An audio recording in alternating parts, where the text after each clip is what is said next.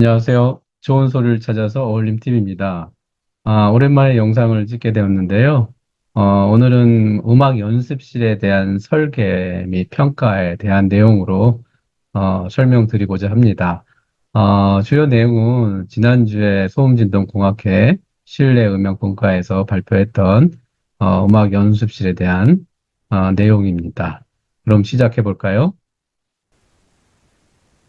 음악 연습실의 건축명 설계 및 평가에 대한 내용입니다. 음,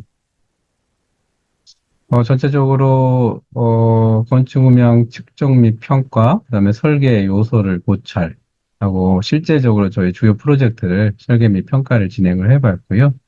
결론 및 향후 연구 방향에 대해서 생각을 해보았습니다. 서론입니다. 최근 K 클래식이라는 이름이라는 말이 유행할 정도로 젊은 연주자들이 세계적인 권위의 콩쿠르에 좋은 성과를 내고 있지요. 음악 연습실은 제2의 악기로 연주자와 연주 공간이 서로 교감하며 잠재적 에너지를 끌어낼 수 있는 중요한 공간입니다. 그리고 많은 연주자들은 수없이 많은 연습실에서 연습을 통해서 결론적으로 콩쿠르나 이런 시합장에 나가게 되는데요. 그만큼 중요하게 여겨지는 공간입니다. 그리고 수업이나 레슨을 받는 용도인 개인 연습실과 또 앙상블룸 같은 경우는 상대적으로 낮은 잔향 시간을 선호하지만은 공연을 준비한 리허설 연습인 경우에는 상대적으로 높은 잔향 시간을 선호하고 있습니다. 그리고 최근에 ISO 235-291이라고 국제 표준이 정해졌는데요. 음악 연습실과 관련 공간의 음향 품질 기준에 라는 ISO 23591이 정해졌습니다. 그러한 주요 내용은 개인 연습실, 앙상블룸, 리허설에 사용하는 데 있어서 리사이틀룸 등 이거를 구분하고 음향 품질 기준을 제시하고 있습니다. 아래 그래프를 보시면은 최적별로 적정 잔향 시간에 대한 폭들을 설명하고 있고요. 주요 상한선, 하한선에 대한 부분을 이렇게 범위를 정해주고 있습니다. 보시면은 리허설 공간에 소리가 작은 어쿠스틱 음악 또는 또 소리가 큰 어쿠스틱 음악, 상하한선에 대한 부분, 또 리허설 공간, 리사이트 룸 등 그런 내용들을 최적별, 영적별, 또 소리가 큰 음악인 작은 음악인지에 대한 부분을 정리하고 있습니다. 주요 연구의 목적 범위는 최근 설계 및 공사 완료된 음악 연습실을 음악경을 측정 및 평가했고요. ISO 23591 설계 기준, 권장 기준과 비교해 보았습니다. 그리고 음악 연습실 건축명 설계 요소들을 실질적으로 주요한 부분들에 대한 내용들을 고찰을 해봤고요. 실제 제가 진행했던 프로젝트, 주요 프로젝트 음악 연습실 건축명 설계에 대한 내용과 주요 내용과 적용 및 평가에 대한 부분을 고려했습니다. 진행했던 프로젝트는 제가 한 2, 3년 정도 걸쳐서 진행했던 프로젝트들이고요. 대학교 음악 연습실, 대학교 리사이틀, 초등학교 음악 연습실, 일반 사설 개인 연습실 등이 있습니다. 전체적으로 이러한 내용들로 제가 설명을 좀 드릴 거고요. 어, 측정의 개요는, 현황 분석은 기존 음악 연습실 좀 측정을 했고요. 최적이 한 50세제곱미터부터 1100 세제곱미터, 네, 5개소를 앞서 말씀드린 것과 같이 설명을 측정을 했고요. 무지향성 스피커, 또는, 측정 장비는 오더브 오디션이라는 프로그램을 통해서 분석을 했습니다.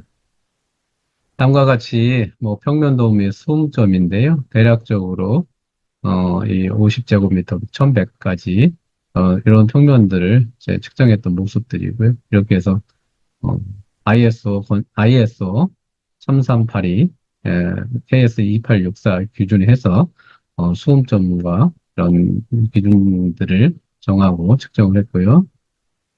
측정 결과를 보시면은, 전체적으로, ISO 23591 설계 권장 기준에 적합한 것으로, 조사되고 있고요. 홀 B의 경우는 이제 소규모 합주실로 권장 기준보다는 다소 좀 높은 것으로 나와 있죠. 그래서 보시면 좀 다소 높죠. 실제적으로 현장에서도, 다소 높은 부분이 있어서, 이런 가변 커튼으로 해가지고, 커튼으로 그때 당시에는 설계를 해서, 가면 폭을 한 0.2초 정도 했었던 기억이 납니다. 그리고, 순수 음악 연습과 공연 리허설을 병행하는 경우는 잔향 시간 가변 장치가 앞서 설명드린 것처럼 이게 이제 필요한 부분이 있고요. 그리고 홀 2의 경우에는 오케스트라 연습실인데, 다소 부족한 건이 나타났지만, 실제로 이제 대학교 내에서 음악 연습실 수업을 위주로 하다 보니까, 그 시간대를, 잔향 시간대를 0.78초 정도, 0.8초 정도 되는 잔향 시간대를 선호를 하고 있습니다. 그래서 그 기준에 맞춰달라는 요청이 있어서, 이 프로젝트 같은 경우는 그 기준에 맞췄던 거고요. 그런데 이제, 현실적으로는, 음악 연습실뿐만 아니라, 리사이털 개념으로, 잔향 시간이 긴 공간에서도 연습이 필요하기 때문에 조금 더 잔향 시간이 긴 거와 짧은 거에 대한 부분을 가변이 필요한 것으로, 조사되었습니다. 음악 연습실 이제 건축명 설계 요소 고찰 부분이고요. 어, 일반적으로 이제 IS 23591이 2021년도 이제 제정이 됐는데요. 요 주요 내용은 보시면은, 실내 공간의 음향 특성은 해당 공간의 악기 간의 상호작용이 매우 중요하다. 일반적인 말씀이죠.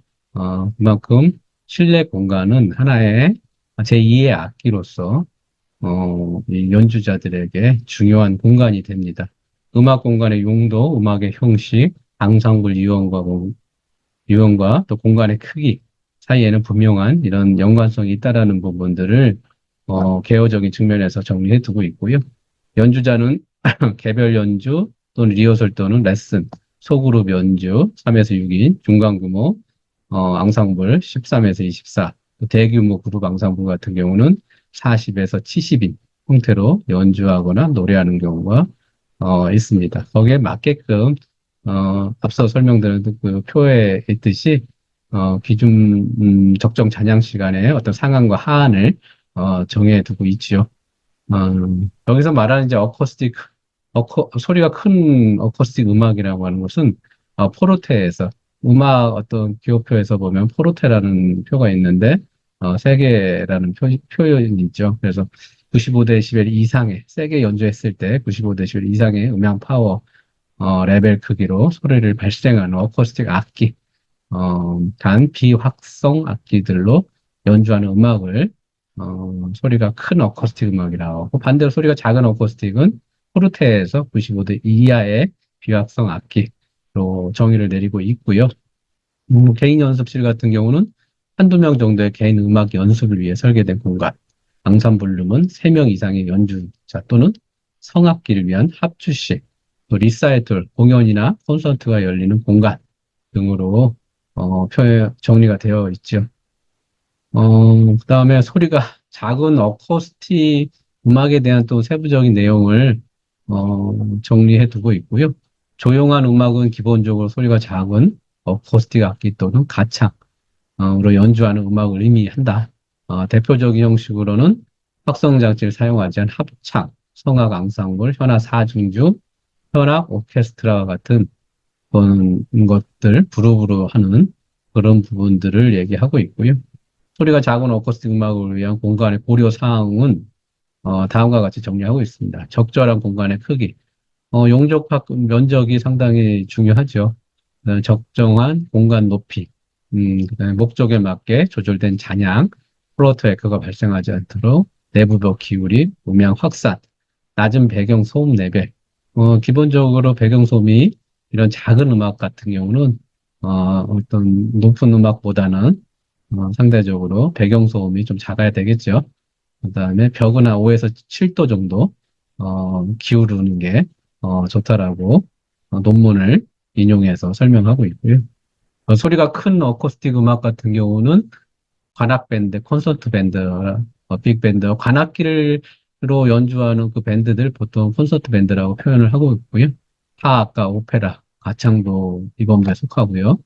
연주자 수는 필요 바닥 면적, 용적과 공간의 전체적인 크기에 영향을 미친다라고 정리되어 있습니다.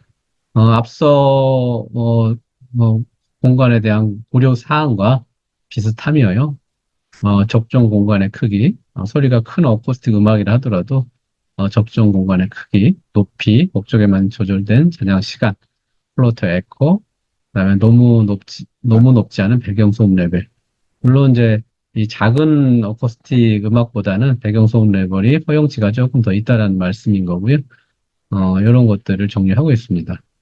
그다음에 이런 개인 연습실이라든지 뭐 중소규모의 연습실에 있어서의 어떤 설계 요소에 대한 부분은 고찰에 대한 내용인 거고요. 가장 앞서 ISO 기준에도 이런 플로트했거나 스탠딩 웨이브에 대한 부분을 간접적으로 설명하고 있고요. 이 스탠딩 웨이브가 이런 무엇이냐? 앞서 저의 어떤 그 영상에서도 뭐 몇 번 다루곤 했는데요. 작은 규모의 음악 연습실에는 결국은 저음의 공진에 의해서 음의 밸런스가 좋지 않다라는 것이죠. 그래서 정제파에 의해서 위치에 따라 특정 저음이 부스되거나 상쇄되어 공간이 불균형한다. 밸런스가 맞지 않다. 뭐 이런 부분들이 항상 이런 작은 공간에서의 문제점으로 드러나고 있죠. 실제 엔지니어 분들하고 미팅하고 또는 같이 함께 협업해서 일을 진행을 할 때 가장 문제가 대두되는 부분입니다. 그래서 큰 규모의 공간에 비해 낮은 룸 모드수 때문에 같은 말씀이지만 공명 피크가 레저넌스 피크가 발생한다라는 부분이 주요 사항이고요. 연주자의 위치, 실내 흡음 처리 상태에 따라서 공진 주파수의 레벨과 위상이 달라지죠. 연주음 자체 음색이 실내 고유의 음색 특성이 더해져서 음의 품질이 좌우되는데 그런 음의 품질이 굉장히 저하되는 현상이 발생이 되고 그럼 연습하는 분들한테는 굉장히 신경 쓰이는 공간이 될 수가 있지요. 그래서 연습에 더 집중할 수 없는 공간이 될 수가 있는 것이죠. 그래서 이러한 음의 장애 현상을 적절하게 제어해서 진폭 특성을 평탄하게 만들어야 한다라는 부분인 거고요. 그다음에 룸모드 부분은 스탠딩 웨이브하고는 근본적으로 차이는 있는 말이고요. 퓨어 사인 웨이브를 처음부터 점점 올리면 어느 시점에서는 특정 주파수가 심하게 울리는 현상이 발생해야 하게 되는데요. 이런 부분을 특정 주파수를 공간에 심하게 울리기도 하지만 반대로 위상 변이에 의해서 특정 주파수가 소멸되기도 합니다. 그래서 공간이 좀 불균형스럽고 음의 품질이 저하되는 현상이 발생이 되지요. 다음 뭐 도식들을 보시면은 이 직사각형이든 정사각형이든 이 룸모드에 의해서 발생되는 그 모드수 계산식인 거고요. 뭐 룸모드 주파수에 대한 부분이고 가로, 세로, 높이에 대한 일정 정수에 대한 비로 해서 표현을 하는데요. 요 아래에 있는 표는 그래프를 보시면은 정비형의 어떤 그 공간 같은 경우는 다음과 같이 저주파에 있어서 룸 모드들이 전체적으로 드러나지 않고 부분적으로 드러나기 때문에 이 부분이 음의 품질에 악영향을 미치고 있는 것이죠. 그래서 정비가 아니라 불규칙한 비례에 의해서 발생된 공간들은 다음과 같이 불규칙하게 룸 모드가 형성이 되면서 하나의 공간이 아우러지는, 또 공간이, 공포가 어울리는 공간이 되기도 합니다. 그래서 여기 그래프를 보시면은 전체적으로는 사실 룸모드에서 가장 큰 영향을 미치는 거는 액시얼 모드 초파거든요. 일반적으로 70% 이상이 액시얼 모드이기 때문에 이런 액시얼 모드를 제어하는 게 상당히 중요합니다.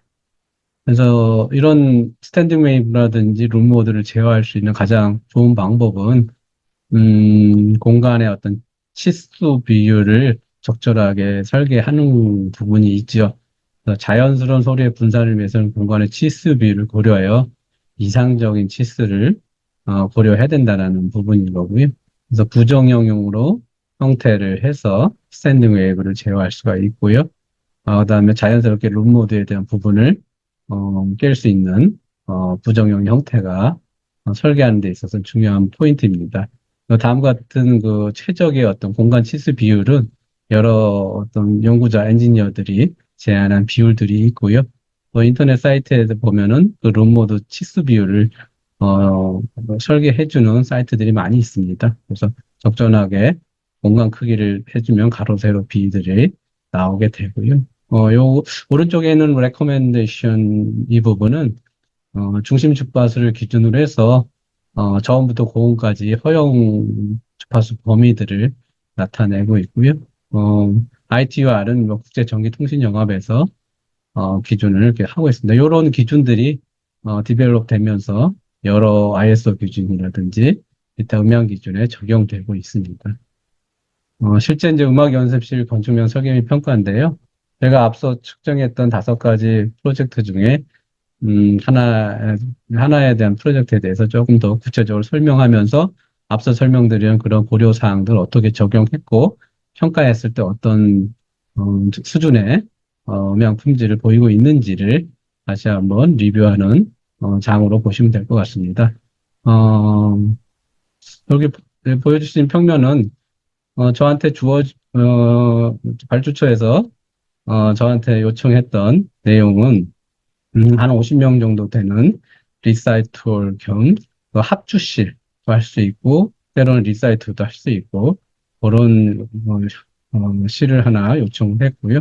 그다음에 개인 연습실을 한 7개 정도 7개 정도 이렇게 설치를 한 공간에 해달라는 요청이 있어서 그 부분을 설계했던 내용들입니다. 이때 당시에 제가 설계할 때 앞서 설명드렸던 그런 내용들을 저는 이미 다 고려해서 설계를 진행했던 내용들이었고요.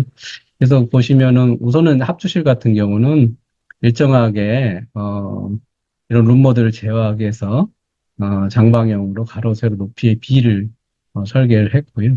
그다음 일반적으로 슈박스 타입의 가로 장방형으로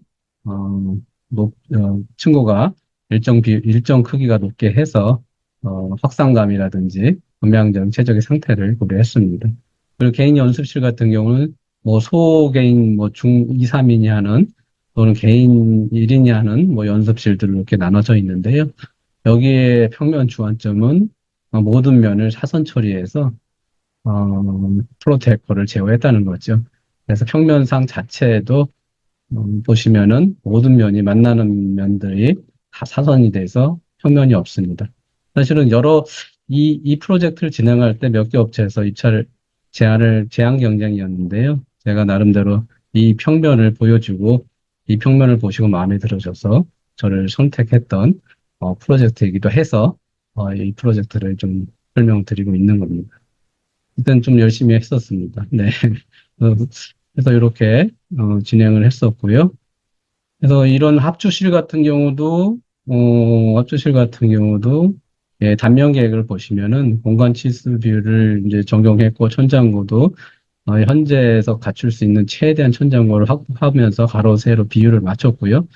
그다음에 이중 천장을 해서 차음이라든지 방음이라든지 이런 부분에 대한 것들을 고려를 많이 했고요. 플로테이커를 방지하기 위해서 천장도 이런 반사판이라든지 확산체를 설치함으로써 이런 확산 계획을 진행을 했습니다. 그리고 개인 연습실도 마찬가지로 앞서 평면 계획부터 천장까지도 차선을 처리해서 플로테이커를 제어를 했고요. 공간 치수 비율을 적용해서 룸모드를 제어했고, 현장에서는 1차 설계 때는 사실은 공사비나 이런 것들 때문에 직선으로 했었는데, 현장 공사를 하면서, 제가 감리를 보면서 이 부분들은 공사 감리까지 직접 다 관리를 했었기 때문에 사선을 처리를 했습니다. 네. 다음에는 벽체 및 천장 확산 설계에 대한 부분이고요. 이런 벽체 부분에 있어서 일정하게 확산체를 둠으로써 에 대한 공간감, 입체감, 현장감을 증대하는 부분인데요. 보통 이제 이 확산 설계라고 하는 것은 뭐 대규모 공연장에서는 굉장히 깊이 있게 적용하고 설계를 하는데요. 소규모실에서는 약간 무시되는 경우가 많이 있어서 저는 합주실에서는 상당히 이 프로젝트에서는 개인 연습실이고 합주실이라 하더라도 그런 부분들을 적용하기 위해서 노력을 많이 했습니다. 그래서 이 어쿠스틱 글레어를 방지하는 부분인 거죠. 그래서 소리를 난반사시켜 유도함으로써 음의 공간감을 증대해 주는 거죠. 그래서 전체적으로 보시면은 뭐 확산 계수를 0.2에서 0.3 정도의 확산 계수를 고려했고요. 요약해서 설명드리면 이런 연주자의 위치라든지 청자의 위치라든지 이런 데는 사실 귀에 바로 직접적으로 음이 들어오기 때문에 보통 0.2나 이 정도의 0.2 정도의 확산 계수를 사용해서 고음대를 좀 부드럽게 해주는 거고요. 음원에서 연주 주변에는 0.2에서 3 정도 확산 계수를 줌으로써 중저음을 좀 확산시켜주는 역할을 하는 설계를 진행을 하고 있습니다. 진행을 했죠. 네네. 그런 부분들은 전반적으로 어떤 연구 논문이나 그런 것들을 충분히 이제 검토하면서 진행했던 내용들이고요. 건축명 측정 평가 부분입니다. 그래서 다음과 같이 이런 합주실 실제로 설계하고 감리해서 공사가 완료된 실이고요. 일반 사설 개인 연습실로는 일만한 개 설계가 된 데는 사실은 거의 드물 것 같고요. 여기도 발주자가 나름대로 개인 연습실로서는 사설 연습실로는 최고의 연습실을 하기를 원했고 그런 부분들을 저한테 충분히 지원을 해주셨기 때문에 최대한 이제 설계를 반영을 했던 거고요. 다음과 같이 합주실 같은 경우는 다음과 같이 뭐 0, 0.9초 정도 전후로 해서 전주파스 대역의 평탄한 저음 조금 낮지만 평탄한 특성을 갖고 있고요. 개인 연습실도 마찬가지로 500Hz 기준에서 0.3에서 0.5초 정도 되는 평탄 특성을 가지고 보이고 있습니다. 그래서 이렇게 진행을 했고요. 요거를 조금 더 IS 23591 주파수 대역을 최대 최소 허용 한계 범위 내에 들어오는지를 한번 평가해 본 거고, IS 23591에서는 보면 중주파수 500Hz와 1000Hz의 평균 전향 시간에 대한 백분율로 표시된 주파수별 허용 한계를 다음과 같이 제한하고 있습니다. 그래서 그 평균 대비해서 백분율로 그 안에 들어오냐 안 들어오냐를 평가하는 거고요. 전체적으로 개인 연습실뿐만 아니라 합주실도 전주파수 대역에서 평탄 특성과 그 범주 안에 적절하게 들어오고 있는 것을 확인하였습니다. 어, 실제로 하고 나서 후기도 어, 굉장히 하시는 분들도 잔향감도 굉장히 좋아가지고 0.이 정도 공간이 1초 가까이 나오면은 올림감이 상당히 좋거든요. 그래서 뭐 개인 연습실, 사설 연습실에서 이 정도 나오는 공간들이 거의 없기 때문에 지금도 굉장히 호평을 받고 있고 잘 쓰고 있고요. 개인 연습실도 좋게 잘 쓰고 있습니다. 고음대가 조금 타공판을 쓰다 보니까 고음대가 잔향이 조금 높지는 않는데 조금 상대적으로 청감적으로 높게 느껴질 수가 있거든요. 그래서 그런 부분들만 부분적으로 고음을 잡아줄 수 있는 커튼이나 이런 것들을 현장에서는 적용해서 완화시켰다고 말씀을 드렸습니다. 전체적으로 많은 연주자들이 찾아오는 공간이고요. 이 공간은 방배동에 있습니다. 그래서 예술의 전당 근처에 있고요. 참고로 하시면 좋을 것 같고요. 이런 결론 및 향후 연구 방향에 대한 부분을 좀 정리를 했었는데요. 앞서 설명드린 바와 같이 홀 2의 경우 오케스트라 연습실인데 실제로는 권장 기준에 보다는 낮지만은 거기 음악과 교수님께서 현재 사용하고 있는 수준이 자기네 연습하기 너무 좋다고 그 정도 수준으로 맞춰달라고 하면서 오래된 낙후된 공간을 리모델링 했던 프로젝트였기 때문에 그 수준에 맞춘 게 한 0.8초 정도이고요. 제가 개인적으로 생각하기에는 한 0.8에서 한 1.1초까지 0.3초 정도만 가변해 준다라면 교육 공간으로서 상당히 우수한 공간이 될 수도 있었겠다라는 생각이 지금에 와서는 생각이 들고요. 물론 이제 예산 때문에 그렇게 하지 못하는 경우가 많거든요. 그래서 가장 적절한, 음, 어, 음악의 어떤 컨디션, 수준을 정확하게 끌고 가는 게 좋은데, 더 좋은 방법은 어느 정도 잔향 가변폭을 유지하는 게 좋겠죠. 그래서 뭐 정리하면 순수 음악 연습과 공연 리허설을 병행하는 경우에는 잔향 시간 가변 장치가 필요하다는 것을 다시 한번 좀 실감을 했고요. 그래서 또 다시 한번 정리하면 이런 음악 연습실 설계 시 고려해야 할 사항에 대한 부분인데요. 권장 잔향 시간에 대한 최적과 충고를 확보하는 게 중요하죠. 앞서 프로젝트 한 것 중에도 어떤 일정하게 리모델링을 함에도 불구하고 잔향 시간이 낮지 않아서 재리모델링 한 프로젝트도 있었습니다. 근데 그 부분에 있어서 제가 선임이 돼서 그 프로젝트를 끌고 가고, 설계 감리를 하는데, 실제로 최적이 확보되지 않으면은 그 프로젝트를 성공으로 이끌 수 없겠다라는 제가 판단이 돼서 천장을 들어 올리지 않으면 이 프로젝트는 저는 사실 할 수 없다라고까지도 말한 적이 있어요. 그만큼 이런 최적 확보와 층고 확보가 중요합니다. 근데 실제로 이런 구조 음향에서 받쳐주지 않는데도 불구하고 뭐 음향 컨디션을 어느 정도까지 좋게 할 수 있다라고 하는 분들이 많이 있는데 사실 그거 굉장히 잘못된 거고 그런 부분들은 안 되는 거 안 된다라고 분명하게 방향성이 제시가 되어야 됩니다. 그래서 그런 부분들을 그렇게 리모델링 했는데도 불구하고 안 나와서 재리모델링 하는 경우를 발생되지 않거든요. 그래서 그런 부분들은, 저희 유튜브 채널을 듣는 분들이라면, 그 정도를 좀 인지했으면 좋겠습니다. 그 다음에 스탠딩 웨이브 또는 플로테거가 발생하지 않도록 마주보는 벽을 5에서 7도 정도 기울인다. 그런 거 정도는 상식적으로 이제 알고 계시면 좋을 것 같고요. 그다음에 어쿠스틱 글레를 방지하고 소리의 난반사를 유도하면서 공간감을 확대하기 위해서 또 확산체를 설계해야 되는데 이 확산체는 0.2에서 0.3 정도에 설계해야 되는데 공연장 같은 경우 0.4, 뭐 0.5까지도 계획을 하는데요. 이런 중소규모 같은 경우는 그 정도의 선에서 진행하면 참 좋을 것 같습니다. 뭐, 저 개인적인 얘기지만, 이제 향후 음악 연습실 설계 시는 잔향시간 가변 장치의 적용 및 평가에 대한 부분이고, 제가 이제 뭐 개발한 잔향 가변 시스템도 있고, 여러 가지가 있는데요. 그래서 그런 것들 적절하게, 적용을 해서, 평가를 하는, 내용들을, 해야 된다 하고 이렇게 이제 발표했었고요.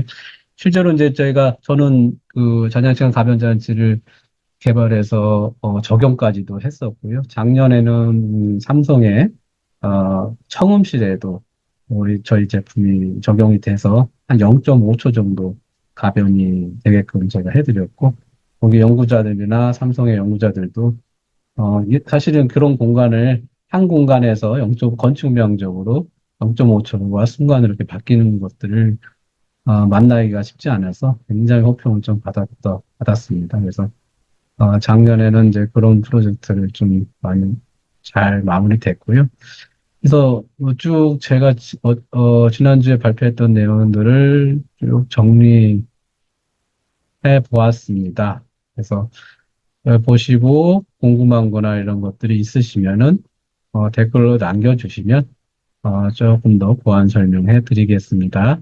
네, 감사합니다.